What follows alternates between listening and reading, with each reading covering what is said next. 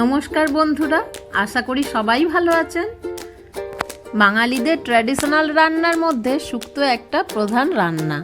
এতে লাগে যেমন অনেক রকমের আনাজপাতি আর লাগে বিভিন্ন রকমের মশলা। আমার আজকের রেসিপি শুক্তো। আমি রূপা, আপনারা দেখছেন রূপার হেলদি হেসেল। এর রেসিপির জন্য আমি নিয়েছি আলু, ডাঁটা, কাঁচকলা, গাজর আর রাঙালু, যেগুলোকে আমি আগেই ধুয়ে কুচো করে কেটে রেখেছি। আর নিয়েছি বেগুন আর উচ্ছে, এগুলোকেও আমি আগে থেকে ধুয়ে কুচো করে নুন হলুদ মাখিয়ে রেখেছি। নিয়েছি বড়ি, এখানে আছে হাফ কাপ দুধ। ফোড়নের জন্য নিয়েছি একটি তেজপাতা, একটি শুকনো লঙ্কা আর 5 ফোড়ন, 2 চামচ করে আদা আর সর্ষে, যেটা আমি আগে থেকে পেস্ট করে রেখেছি, 2 চামচ রাঁধুনি আর 5 ফোড়ন আগে থেকে ভেজে গুঁড়ো করে রেখেছি। কড়াটা গরম হয়ে গেছে, এবার আমি 3-4 চামচ মতো তেল দিয়ে নেব।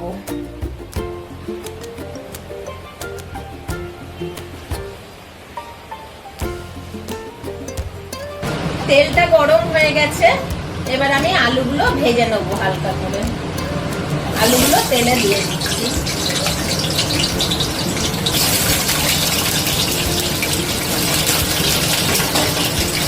আলুগুলো যাতে নরম হয়ে যায় ভাজতে ভাজতে, তাই জন্য আমি অল্প করে নুন ছড়িয়ে দিচ্ছি।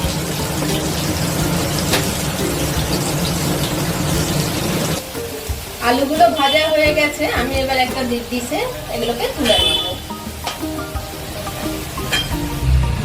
এবার কড়াই আমি রাঙালুগুলোকে দিয়ে আবার হালকা করে ভেজে নেব।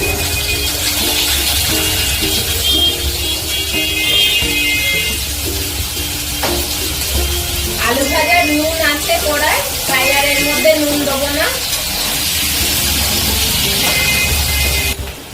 রাঙালুগুলো ভাজা হয়ে গেছে, এবার আমি এগুলোকে ডিশে তুলে নিচ্ছি। বড়িগুলো এবার আমি ভেজে নেবো, কড়াই দিয়ে দিচ্ছি।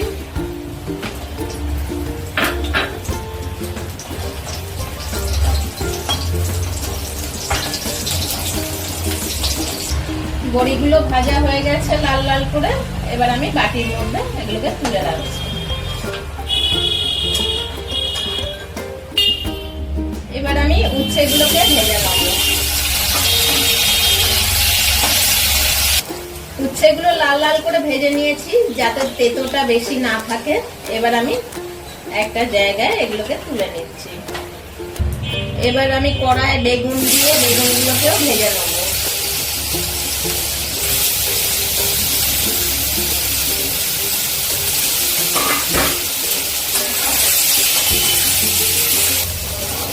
বেগুনগুলো ভাজা হয়ে গেছে, এগুলোকে ডিশে তুলে নেব।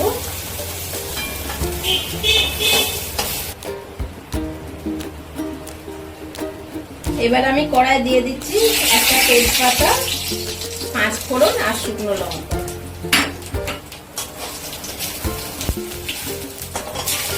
খুব সুন্দর একটা ফ্লেভার বেরোচ্ছে। ভাজা হয়ে গেছে আমার মশলাটা। এবার আমি বাকি আনাজগুলোকে কড়াই দিয়ে দিচ্ছি।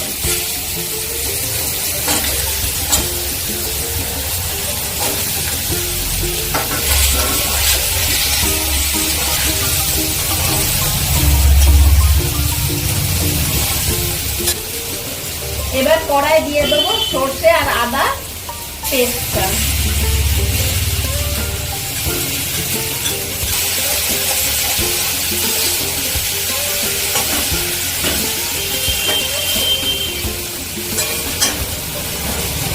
ভালো করে এটাকে নেড়ে নেবো মশলা সমেত। আনাজগুলোকে দিয়ে দিচ্ছি ভেজে রাখা বাকি আনাজগুলো।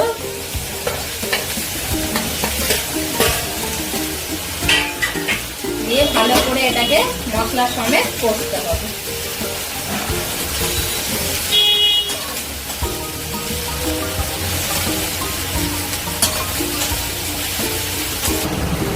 মশলাটা কষা হয়ে গেছে আনাজের সঙ্গে। এবার আমি 1 গ্লাস জল দিয়ে দিলাম। দিয়ে দিচ্ছি 1 চামচ নুন, দিয়ে এটাকে ভালো করে নাড়াচাড়া করে চাপা দিয়ে দিতে হবে। নুন দেওয়ার পর আমি ভালো করে নেড়ে নিয়ে কড়াটা চাপা দিয়ে দেবো 10 মিনিটের জন্য, যতক্ষণ না আনাজগুলো সেদ্ধ হয়। 10 মিনিট হয়ে গেছে, এবার আমি ঢাকাটা খুলে নিয়ে দেখবো আনাজগুলো সেদ্ধ হয়েছে কিনা। আনাজগুলো সেদ্ধ হয়ে গেছে। আমি এবার এর সঙ্গে অ্যাড করব হাফ কাপ দুধ। আপনারা এই দুধটা আগেও দিতে পারেন, তবে আমি আনাজগুলো সেদ্ধ করে নেওয়ার পরেই দুধটা অ্যাড করি, তাতে একটা ভালো ফ্লেভার পাওয়া যায়। দিয়ে আমি আবার 2 মিনিটের জন্য কড়াটা ঢেকে দেবো।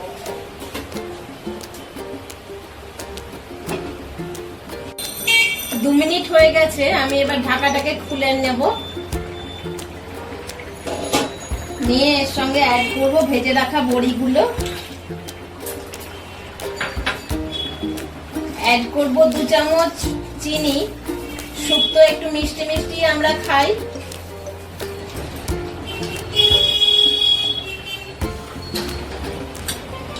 অ্যাড করব হাফ চামচ ঘি।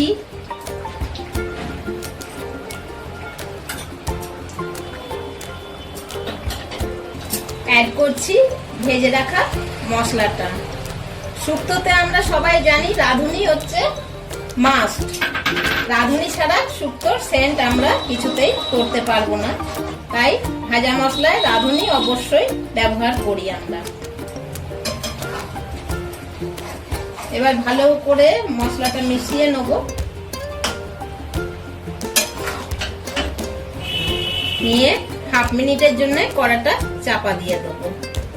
হাফ মিনিট হয়ে গেছে, এবার ঢাকাটা আমি খুলে নিচ্ছি। একটা সুন্দর ফ্লেভার বেরোচ্ছে শুক্তোর। গ্যাসটা আমি অফ করে দিলাম। তৈরি হয়ে গেছে আমার হেলদি অ্যান্ড টেস্টি শুক্তো। রেসিপিটা কেমন লাগলো অবশ্যই কমেন্ট সেকশনে জানাবেন, তাতে আমার খুব ভালো লাগবে।